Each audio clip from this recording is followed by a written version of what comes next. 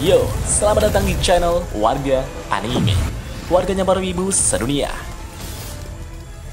Dan masih bersama Mr. Q di sini. Pada kesempatan kali ini, Mr. Q akan melanjutkan pembahasan manga Tensei Citra Slime Datakan chapter 105. Jika kalian belum menonton chapter sebelumnya, kalian bisa menontonnya terlebih dahulu di link yang tertera di deskripsi. Di sini kita akan diperlihatkan pertarungan Momiji yang hampir membunuh Albis. Dan kita juga akan memperlihatkan Benimaru yang telah dijodohkan. Dan langsung saja, tanpa basa-basi lagi, mari kita mulai.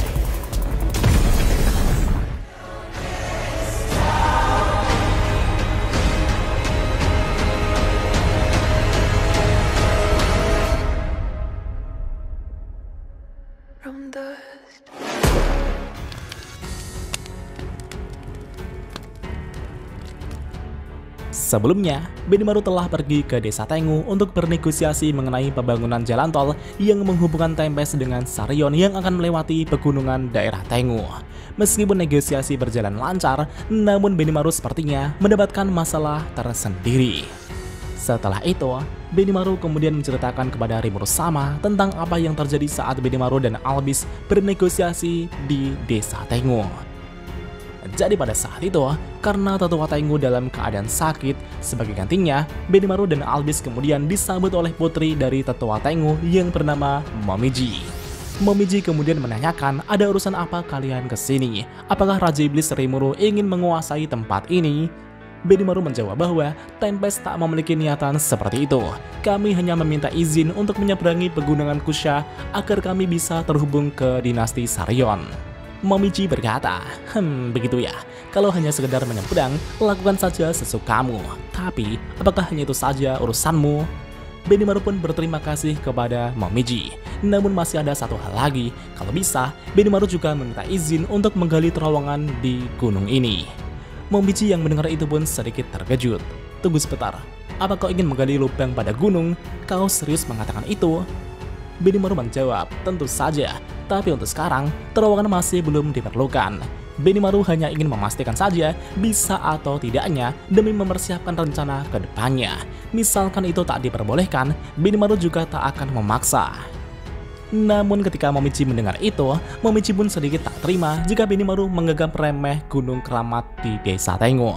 Melihat mood Momiji yang sedang tak bagus, para penjaga di sana itu pun mulai merinding. Melihat hal tersebut, Albis kemudian mencoba menenangkan Momiji jika kami tak akan memaksa soal terowongannya. Namun ketika Albis mengatakan itu, Momiji justru ngegas dan berkata kasar kepada Albis. Momiji berdiri dan berkata, "Ular bau hewan, tolong diam saja. Awalnya aku berpikir untuk membiarkan kalian selama tak mengganggu kami, bahkan meskipun kalian membawa orang tak pantas untuk bernegosiasi seperti ular itu." Di satu sisi, Albis yang mendengar dirinya direndahkan itu pun tentu tak terima dan langsung melepaskan kemampuan matanya. Extra skill, Celestial Snake Eyes. Itu adalah kemampuan untuk mengubah seseorang menjadi batu ketika Albis melihat targetnya. Namun betapa mengejutkannya, Momiji sama sekali tak terpengaruh dengan kemampuan mata Albis tersebut. Momiji mengatakan jika efek kondisi abnormal sama sekali tak mempan terhadap dirinya. Dan seketika itu juga, Momiji langsung melesat ke arah Albis dan menyerang dengan kipasnya. Bahkan Momiji juga meremehkan Albis bahwa sang Beastkeepers ternyata bukan apa-apa. Albis menjawab, "Jangan meremehkanku." Segera setelah itu, Albis kembali melancarkan serangan bertubi-tubi dengan tongkatnya dan berkata, "Tadinya, aku menahan diri karena kau adalah lawan negosiasi, tapi sepertinya hal itu tak perlu diperlukan lagi." Namun Momiji dengan lincahnya dapat menghindari setiap serangan-serangan tersebut. Momiji berkata, "Menahan diri katamu, seharusnya akulah yang bilang begitu. Aku sudah sekuat tenaga agar tidak membunuhmu." Dan pada saat itu, Momiji dari udara akan melepaskan serangannya kepada Albis. Di satu sisi, Albis juga sudah bersiap dengan tongkatnya. Dan ketika serangan mereka hampir mengenai satu sama lain, Benimaru langsung menangkis serangan Momiji dan menghentikan pertarungan mereka berdua. Benimaru berkata, "Aku minta maaf karena kata-kataku menyinggungmu, tapi aku tak akan membiarkan rekanku terbunuh." Albis yang mendengar perkataan Benimaru itu pun bertanya, apakah Benimaru mengira jika aku akan kalah dari Momiji? Benimaru menjawab, "Benar sekali, jika aku tak menghentikannya, kau pasti sudah mati, Albis." Albis yang mendengar itu pun sampai tak percaya dan langsung kena mental gitu pak.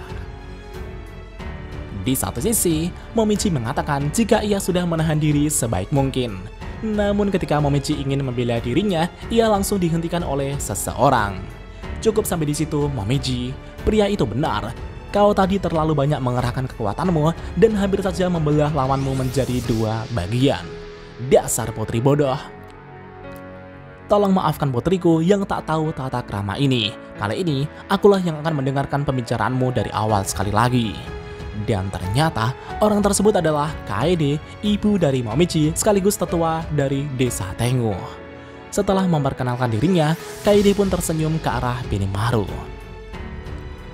Setelah itu, mereka pun membicarakan hal tersebut di dalam kediaman tetua Tengu. Karena sebelumnya Momichi mengatakan jika tetua Tengu sedang tidak sehat, Benimaru kemudian menanyakan soal kondisi Kaede saat ini. Kaede menjawab bahwa sebenarnya ia tidak sedang sakit, hanya saja usianya tinggal sebentar lagi. Kaede pun mengatakan kepada Benimaru agar tak mengkhawatirkan hal tersebut. Di satu sisi, Benimaru mulai teringat masa kecilnya dahulu di mana Hakuro pernah menceritakan sosok dari ketua Tengu di masa lalu. Dahulu Hakuro mengatakan jika tetua Tengu itu sangatlah pemberani dan memiliki energi sihir yang sangat besar sampai dianggap sebagai dewa gunung. Namun menurut penglihatan Benimaru yang sekarang, Kaede Dono memang bermartabat, tetapi jumlah energi sihirnya hampir tak ada. Kurasa ini mungkin akibat melahirkan Momichi Dono dan memberinya nama. Itu pasti telah menguras sebagian besar energi kehidupannya, gumam Benimaru. Ketika memikirkan hal itu, Benimaru teringat sosok yang masih segar bugar meski sudah beberapa kali menamai orang lain. Itu benar-benar sangat abnormal menurut Benimaru. Iya, orang yang dimaksud Benimaru tersebut tak lain dan tak bukan adalah Rimuru Sama. Di satu sisi, Kaede yang melihat Benimaru merasa jika Benimaru adalah dari ras Ogre. Kaede mengatakan jika ia memiliki hubungan dengan desa Ogre. Benimaru pun bertanya, apa hubungan Anda dengan desa Ogre? Kaede kemudian mengatakan jika teknik berpedang yang digunakan Benimaru untuk menepis kipas Momichi tadi sangat luar biasa. Itu adalah teknik yang diajarkan turun-temurun dengan desa Ogre, yaitu teknik pedang kabut kan. Benimaru yang mendengar itu pun sangat terkejut. Setelah melihat ekspresi Benimaru yang terkejut itu pun, Kaede kemudian mengatakan jika ia dulu juga mempelajari teknik pedang kabut dari gurunya, yaitu Araki Byakuya. Teknik pedang kabut adalah aliran yang diciptakan oleh kakeknya Hakuro, yaitu Araki Byakuya. Jadi sekitar 300 tahun yang lalu, Kaede telah berkeliling dunia untuk mengasah kemampuan berpedangnya. Dan pada saat itulah, Kaede bertemu dengan manusia yang memiliki kemampuan berpedang yang sangat luar biasa. Kaede pun meminta orang tersebut untuk melatihnya. Dan orang itu adalah Araki Byakuya. Meskipun kemampuan Araki Byakuya sungguh luar biasa, tapi cucunya juga sudah luar biasa menurutnya. Lelaki yang kuanggap sebagai senior itu memiliki kemampuan yang sangat mengerikan bagikan iblis pedang. Ya, orang yang dimaksud Kaede itu adalah Hakuro. Sebelum Hakuro dinamai oleh Rimuru, Hakuro dipanggil dengan sebutan Tuan Iblis Pedang. Kaede juga mengatakan jika kemampuannya tak pernah bisa mencapai Tuan Iblis Pedang. Aku sudah beberapa kali menantang Tuan Iblis Pedang. Bahkan semenjak Master Araki Byakuya meninggal, aku berkali-kali menantangnya untuk mengejar kemampuan berpedangnya. Dan seiring berjalannya waktu, Kaede merasa jatuh cinta dengan Tuan Iblis Pedang tersebut. Sebelum Kaede meninggalkan desa tersebut, Kaede telah menyatakan perasaannya di bawah pohon maple yang besar di sana. Dan tak lama setelah itu, Kaede pun mengandung bayi Momiji. Kaede telah mengandung Momiji di dalam perutnya dalam waktu yang sangat lama. Dan akhirnya, Momiji telah terlahir sekitar 15 tahun yang lalu. Bahkan Tuan Iblis Pedang tak mengetahui keberadaan putrinya ini. Benimaru yang mendengar itu pun sangat terkejut sekali gitu pak. Setelah membayangkan gadis keturunan Momiji, Benimaru kemudian mengatakan jika Momiji Dono sepertinya adalah putri dari Hakuro. Kaede berkata, "Oh, Hakuro ya, jadi begitu, Tuan Iblis Pedang telah mendapatkan namanya."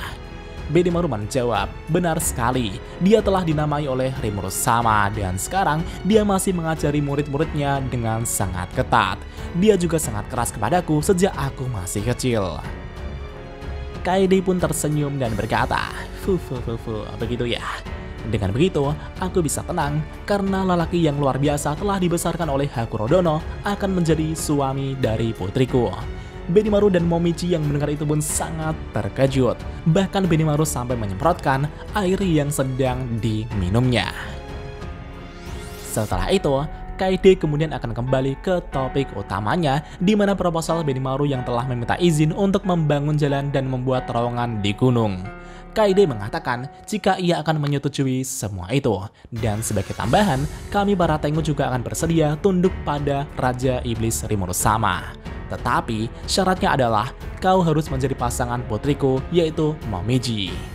Karena syarat tersebut bukanlah sesuatu yang bisa Benimaru putuskan sekarang, Benimaru kemudian memutuskan untuk pulang dan meminta waktu untuk memikirkan hal itu terlebih dahulu. Dan itulah masalah yang dialami Benimaru ketika bernegosiasi dengan tetua Tengu. Dan scene pun berpindah di cerita utama, di mana Benimaru telah bercerita kepada Rimuru Sama setelah kembali dari desa Tengu. Rimuru yang mendengar cerita itu pun sangat antusias dan bertanya kepada Benimaru mengenai jawaban Benimaru tentang perjodohan tersebut. Dan tentunya Benimaru masih belum bisa menentukan jawabannya. Rimuru pun mewajarkan hal tersebut, lagi pula itu juga menyangkut perasaan Momiji juga. Namun Benimaru mengatakan jika Momiji justru malah bersemangat mengenai perjodohan tersebut. Saat itu, Momiji mengatakan jika ia ingin Benimaru menikah dengannya tanpa paksaan dan ingin benar-benar mencintainya. Ya, Rimuru yang mendengar itu pun agak iri dengan Benimaru gitu pak. Pamer. Tapi yang jelas, sekarang Benimaru ingin bertanya kepada Hakuro soal ini. Itu karena Hakuro selama ini sudah lama tak bertemu istrinya dan tak mengetahui keberadaan putrinya. Rimuru pun setuju dengan Benimaru. Seharusnya Hakuro akan segera kembali dari negara Falmouth atau Parmenas sebentar lagi. Mari kita interogasi dia nanti. Dan apakah yang akan terjadi selanjutnya? Mari kita lanjut di part selanjutnya. お前も同じ目に遭うってことでいいんだよな。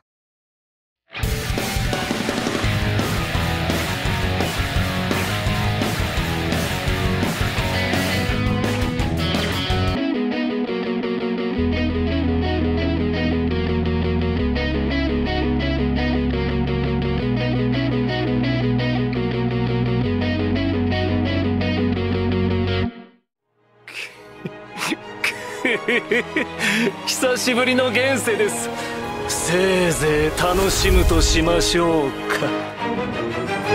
Dan jika ada kesalahan dalam pembahasan, Mimin mohon maaf. Dan sekian untuk pembahasan kali ini. Dan jangan lupa klik like dan subscribe juga ya guys.